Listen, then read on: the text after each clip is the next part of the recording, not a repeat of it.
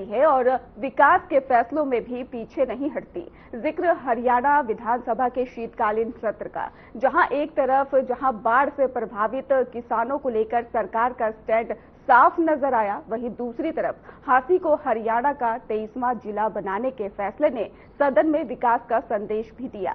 मुख्यमंत्री नायब सिंह सैनी ने किसानों की राहत से लेकर हांसी को जिला बनाने तक सरकार की प्राथमिकताएं साफ शब्दों में लिखी। हरियाणा सरकार किसानों के साथ खड़ी है, ये कहना है खुद मुख्यमंत्री नायब सिंह सैनी का।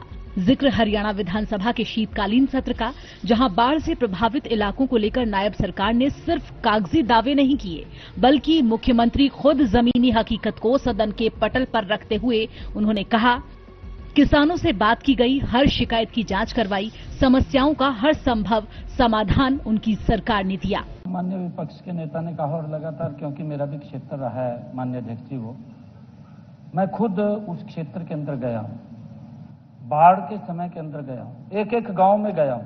शायद काला जी ना पहुंच पाए हूं, परंतु मैं गया हूं माननीय अध्यक्ष जी, उनके अंदर किसानों से बात किया है।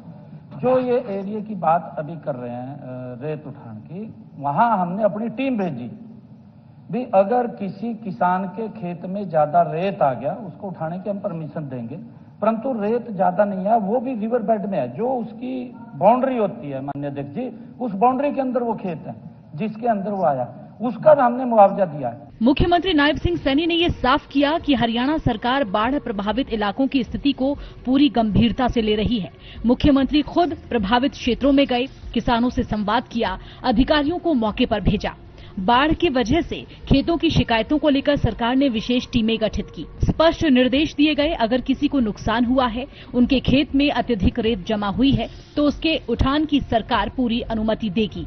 जिक्र हरियाणा विधानसभा के शीतकालीन सत्र का, जहां नायब सरकार ने पूरी स्थिति साफ कर दी। अगर किसी का कोई ज्यादा है तो हमने चेक करवाया, वो हमें नहीं मिला, हमारे अधिकारी गए नीचे चेक करने के लिए, और उसमें ये कहने का कोई आवश्यकता नहीं है कि वहां रेत आ गया, वहां आ गया, ऐसा नहीं है रामकरण जी, हम बिल्कुल देख रहे हैं उसको। अगर किसी किसान का एक छोटा सा भी नुकसान है, ये भारतीय जनता पार्टी की सरकार उसकी भरपाई कर रही है, आप इस बात का ध्यान करें। दरअसल मुख्यमंत्री नायब सिंह सैनी हरियाणा विधानसभा के शीतकालीन सत्र के पहले दिन विधायक रामकरण द्वारा पूछे गए प्रश्न का उत्तर दे रहे थे।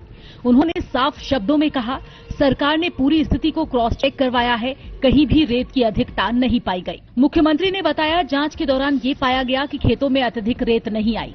जो रेत जमा हुई थी वो अधिकतर नदी के रिवर बेड क्षेत्र में थी। जिन खेतों पर असर पड़ा वो बाउंड्री के भीतर आते हैं। उन किसानों को सरकार ने मुआवजा भी दिया है।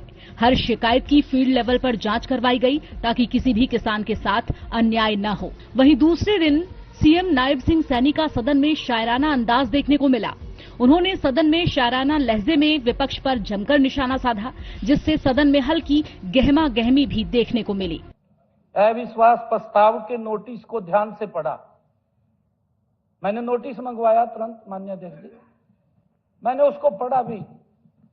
पढ़ा तो मैंने देखा उसके ऊपर हमारे विपक्ष के नेता के साइन नहीं है। मैंने सोचा कि मेरी नजदीक की नजर नहीं है, मैंने ऐनक को साफ किया माननीय अध्यक्ष जी, और साफ करके मैंने फिर देखा, परंतु हमारे विपक्ष के नेता के साइन ही नहीं है उसके ऊपर।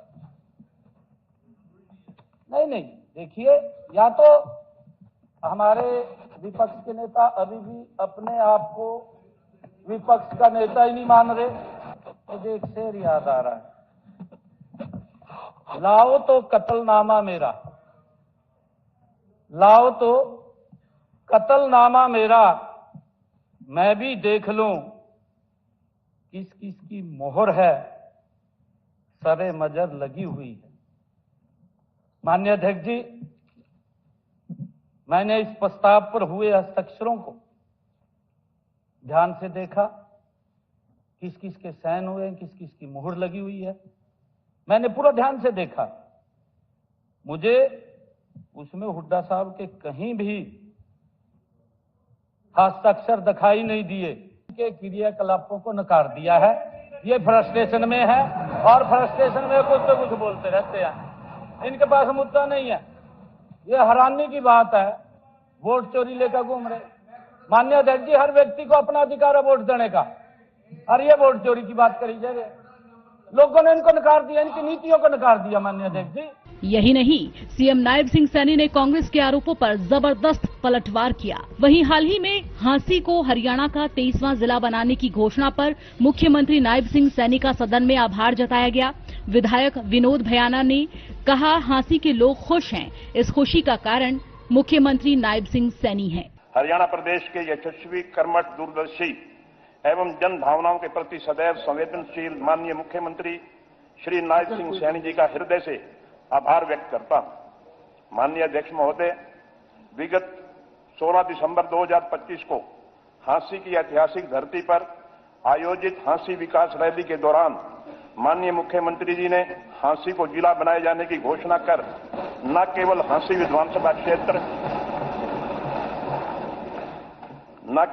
विधानसभा क्षेत्र बल्कि समूचे क्षेत्र की वर्षों पुरानी मांग को पूरा करने का ऐतिहासिक निर्णय लिया है।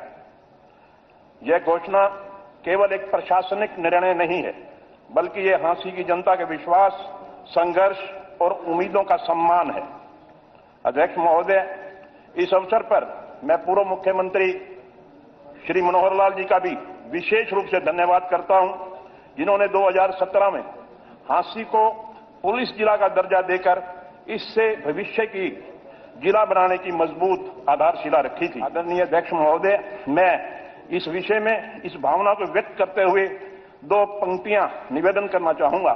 जो सुना था सिर्फ सपनों की किताबों में कभी, आज वो सपना हकीकत बन गया सरकार में। और नेतृत्व वही जो वक्त पर पहचान ले